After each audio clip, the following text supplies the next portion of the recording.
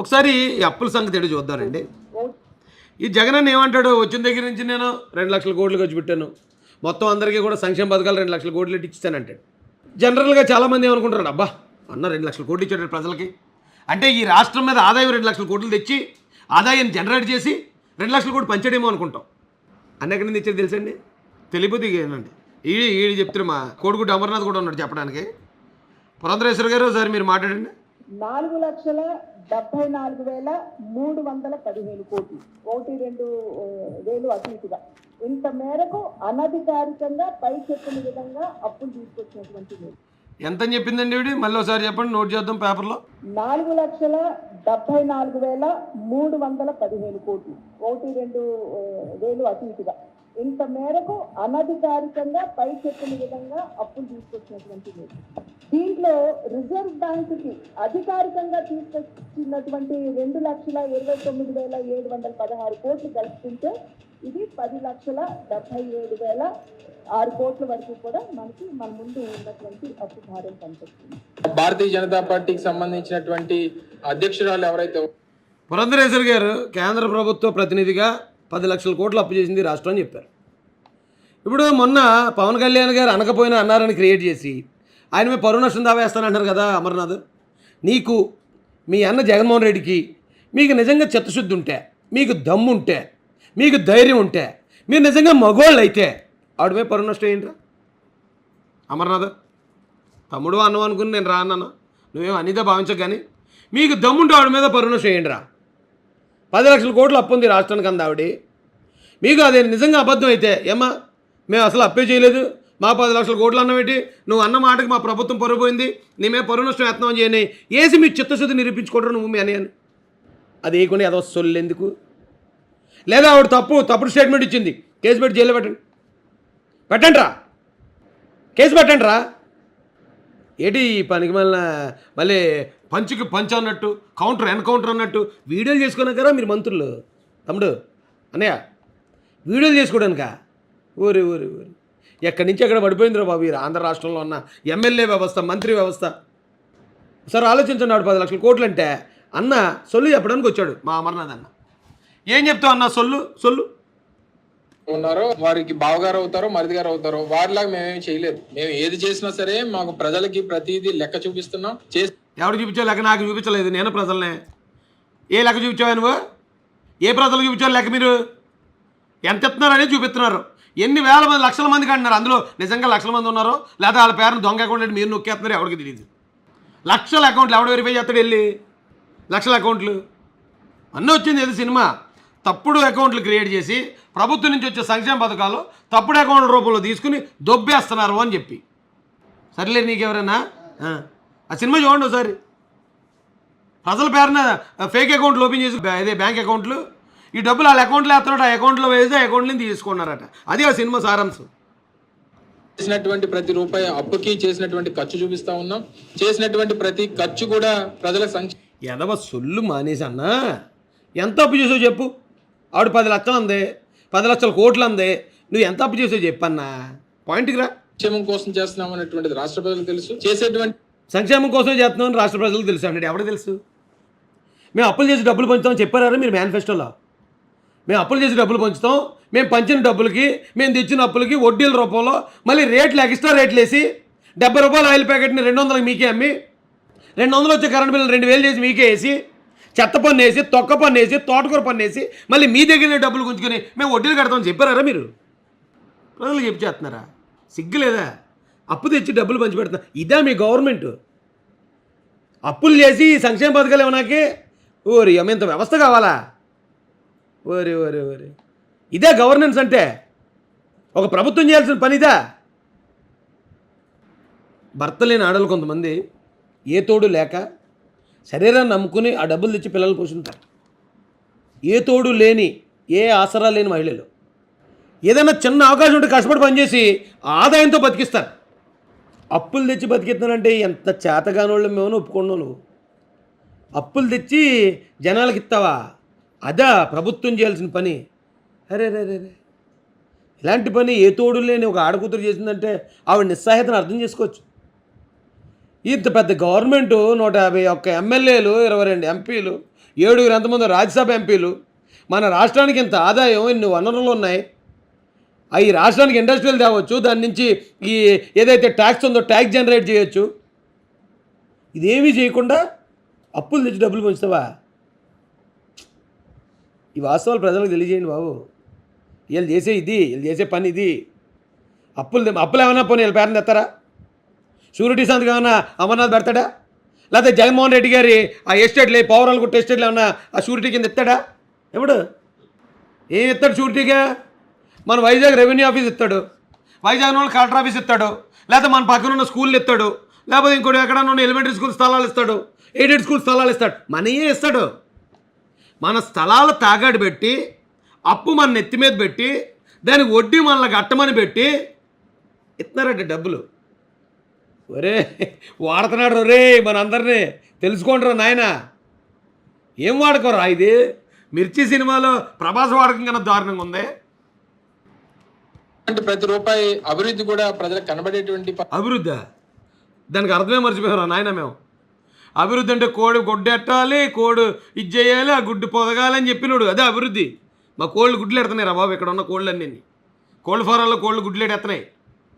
అభివృద్ధి అంటే కోడి గుడ్డు ఎట్టాలన్న నువ్వు కూడా మరి అభివృద్ధి అంటున్నావు అంటే బాబా పరిస్థితుల్లో ఉన్నాయి తప్ప వారి మరిదిగారిలాగా మేము చేసినటువంటి అప్పుకు లెక్కడొక్క లేకుండా ఏ రకమైనటువంటి పరిస్థితి. ఇంట్లో ఏదైనా జరిగినా కూడా చంద్రబాబు నాయుడు గారే కారణం అంటారండి వీళ్ళు. వాళ్ళ ఇంట్లో ఏమైనా జరిగినా కూడా శుభకార్యం కానీ అశుభకార్యం కానీ ఏది జరిగినా చంద్రబాబు నాయుడు గారే కారణం, వాళ్ళ మరిది గారే కారణం, లేకపోతే తెలుగుదేశం పార్టీ అధ్యక్షుడే కారణం. ఓరేది మీరు గెలవడానికి ఆయన్ని ఉపయోగించుకున్నారు. ఇప్పుడు మీ చేతగానితనాన్ని కప్పిపుచ్చుకోవడానికి మళ్ళీ ఆయన్నే. ఈ రాష్ట్ర ప్రభుత్వం ఏ రోజు కూడా లేదు. గతంలో చంద్రబాబు నాయుడు గారు అధికారంలో ఉన్నప్పుడు అదే భారతీయ జనతా పార్టీ వారితో పాటు 4 సంవత్సరాల పాటు కలిసి అధికారంలో ఉన్నటువంటి రాజకీయ పార్టీగా మరి అప్పుడు చేసినటువంటి అప్పులకి లెక్కలు లేనప్పుడు ఏం చేశారు అన్నట్టు. లెక్కలు లేకపోతే ఊరుకుంటారా? ఒకవేళ అప్పుడు చేసిన అప్పులకు లెక్కలు లేవు, మీరు అధికారంలో ఉన్నారు కదా, కేసులు పెట్టి అరెస్ట్ చేయొచ్చు కదా. అంత చేతకంతరంగా ఉన్నారా మీరు? లెక్క లేకుండా అప్పు చేస్తుంది గవర్నమెంట్ ఎక్కడన్నా? ఇప్పుడు మీ లెక్క ఉంది కదా 10 లక్షల కోట్లని, లెక్క లేకుండా అప్పు చేసిందా? ఇప్పుడు మొన్న పవన్ కళ్యాణ్ గారు అనకపోయినా అన్నారని క్రియేట్ చేసి ఆయన మీద పరువు నష్టం దావా వేస్తానంటారు కదా అమర్నాథ్. నీకు మీ అన్న జగన్మోహన్ రెడ్డికి మీకు నిజంగా చిత్తశుద్ధి ఉంటే, మీకు దమ్ము ఉంటే, మీకు ధైర్యం ఉంటే, మీరు నిజంగా మగోళ్ళు అయితే ఆవిడ మీద పరువు నష్టం ఏంట్రా అమర్నాథ్? తమ్ముడు అన్నం అనుకుని నేను రా అన్నాను, నువ్వేం అనిదే భావించక. కానీ మీకు దమ్ముంటే ఆవిడ మీద పరువు నష్టం ఏంట్రా? 10 లక్షల కోట్లు అప్పు ఉంది రాష్ట్రానికి అంది ఆవిడ. మీకు అదే నిజంగా అబద్ధం అయితే ఏమ్మా మేము అసలు అప్పే చేయలేదు, మా 10 లక్షల కోట్లు అన్నమేంటి, నువ్వు అన్న మాటకి మా ప్రభుత్వం పరువు పోయింది, నీ మీద పరువు నష్టం యత్నం చేయని వేసి మీ చిత్తశుద్ధి నిరూపించుకోవడం నువ్వు మీ అని అది వేయకుండా ఏదో సొల్లు ఎందుకు? లేదా ఆవిడ తప్పుడు స్టేట్మెంట్ ఇచ్చింది, కేసు పెట్టి జైల్లో పెట్టండి రా, కేసు పెట్టండి రా. ఏంటి ఈ పనికి మళ్ళీ పంచుకి పంచ్ అన్నట్టు, ఎన్కౌంటర్ అన్నట్టు వీడియోలు చేసుకున్నాక కదా మీరు మంత్రులు. తమ్ముడు అన్నయ్య వీడియోలు చేసుకోవడానిక? ఊరి ఎక్కడి నుంచి ఎక్కడ పడిపోయిందిరా బాబు ఈ ఆంధ్ర రాష్ట్రంలో ఉన్న ఎమ్మెల్యే వ్యవస్థ, మంత్రి వ్యవస్థ. సార్ ఆలోచించండి. 10 లక్షల కోట్లు అంటే అన్న సొల్లు చెప్పడానికి వచ్చాడు మా అమర్నాథ్ అన్న. ఏం చెప్తావు అన్న? సొల్లు ఉన్నారో వారికి బావగారు అవుతారో మరిది గారు అవుతారో వారిలాగా మేమేమి చేయలేదు. మేము ఏది చేసినా సరే మాకు ప్రజలకి ప్రతిదీ లెక్క చూపిస్తున్నాం. ఎవరు చూపించావు లెక్క? నాకు చూపించలేదు, నేను ప్రజలనే. ఏ లెక్క చూపించావా నువ్వు? ఏ ప్రజలకు చూపించావు లెక్క? మీరు ఎంత చెప్తున్నారని చూపిస్తున్నారు. ఎన్ని వేల మంది లక్షల మందికి అంటున్నారు, అందులో నిజంగా లక్షల మంది ఉన్నారో లేదా వాళ్ళ పేరును దొంగ అకౌంట్ మీరు నొక్కేస్తున్నారు, ఎవరికి తెలియదు. లక్షల అకౌంట్లు ఎవడు వెరిఫై చేస్తాడు? వెళ్ళి లక్షల అకౌంట్లు అన్నీ వచ్చింది. ఏది సినిమా తప్పుడు అకౌంట్లు క్రియేట్ చేసి ప్రభుత్వం నుంచి వచ్చే సంక్షేమ పథకాలు తప్పుడు అకౌంట్ల రూపంలో తీసుకుని దొబ్బేస్తున్నారు అని చెప్పి.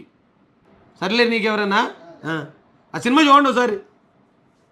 ప్రజల పేరున ఫేక్ అకౌంట్లు ఓపెన్ చేసి అదే బ్యాంక్ అకౌంట్లు, ఈ డబ్బులు వాళ్ళ అకౌంట్లో వేస్తున్నాడు, ఆ అకౌంట్లో వేసి ఆ అకౌంట్ని తీసుకున్నారట. అది ఆ సినిమా సారాంశం. చేసినటువంటి ప్రతి రూపాయి అప్పుకి చేసినటువంటి ఖర్చు చూపిస్తా ఉన్నాం.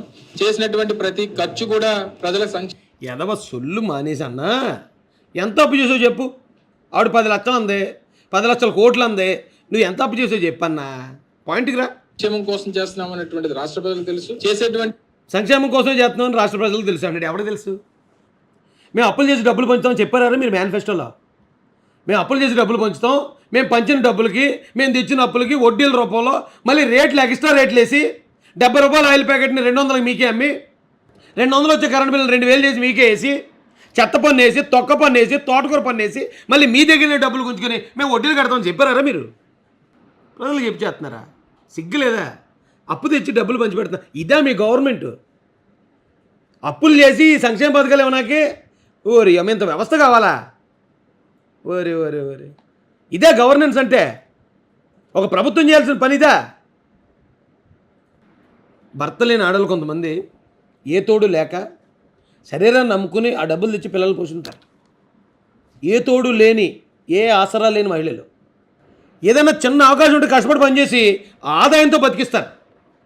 అప్పులు తెచ్చి బతికిస్తానంటే ఎంత చేతగానోళ్ళు మేము ఒప్పుకున్నావు. నువ్వు అప్పులు తెచ్చి జనాలకి ఇస్తావా? అదా ప్రభుత్వం చేయాల్సిన పని? అరే రే రే రే ఇలాంటి పని ఏ తోడు లేని ఒక ఆడకూతురు చేసిందంటే ఆవిడ నిస్సహాయతను అర్థం చేసుకోవచ్చు.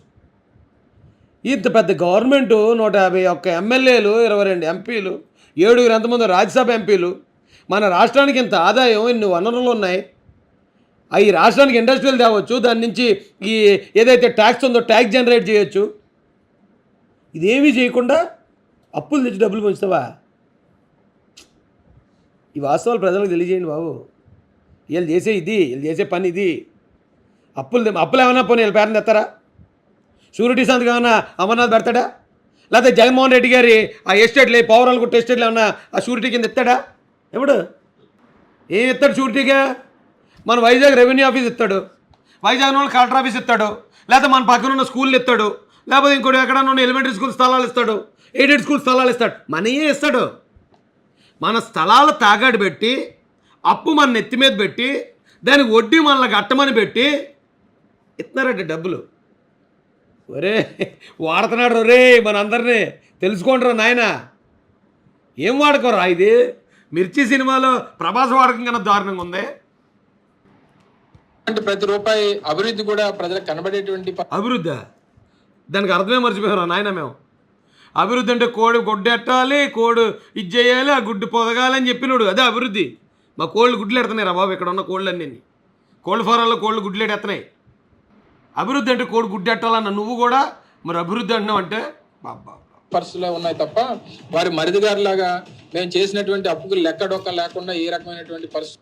ఇంట్లో ఏదైనా జరిగినా కూడా చంద్రబాబు నాయుడు గారే కారణం అంటారండి. వీళ్ళు వాళ్ళ ఇంట్లో ఏమైనా జరిగినా కూడా శుభకార్యం కానీ అశుభకార్యం కానీ ఏది జరిగినా చంద్రబాబు నాయుడు గారే కారణం, వాళ్ళ మరిది గారే కారణం, లేకపోతే తెలుగుదేశం పార్టీ అధ్యక్షుడే కారణం. ఓరేది మీరు గెలవడానికి ఆయన్ని ఉపయోగించుకున్నారు. ఇప్పుడు మీ చేతగానితనాన్ని కప్పిపుచ్చుకోవడానికి మళ్ళీ ఆయన్నే. ఈ రాష్ట్ర ప్రభుత్వం ఏ రోజు కూడా లేదు. గతంలో చంద్రబాబు నాయుడు గారు అధికారంలో ఉన్నప్పుడు అదే భారతీయ జనతా పార్టీ వారితో పాటు 4 సంవత్సరాల పాటు కలిసి అధికారంలో ఉన్నటువంటి రాజకీయ పార్టీగా మరి అప్పుడు చేసినటువంటి అప్పులకి లెక్కలు లేనప్పుడు ఏం చేశారు అన్నట్టు. లెక్కలు లేకపోతే ఊరుకుంటారా? ఒకవేళ అప్పుడు చేసిన అప్పులకు లెక్కలు లేవు. మీరు అధికారంలో ఉన్నారు కదా, కేసులు పెట్టి అరెస్ట్ చేయొచ్చు కదా. అంత చేతకంతరంగా ఉన్నారా మీరు? లెక్క లేకుండా అప్పు చేస్తుంది గవర్నమెంట్ ఎక్కడన్నా?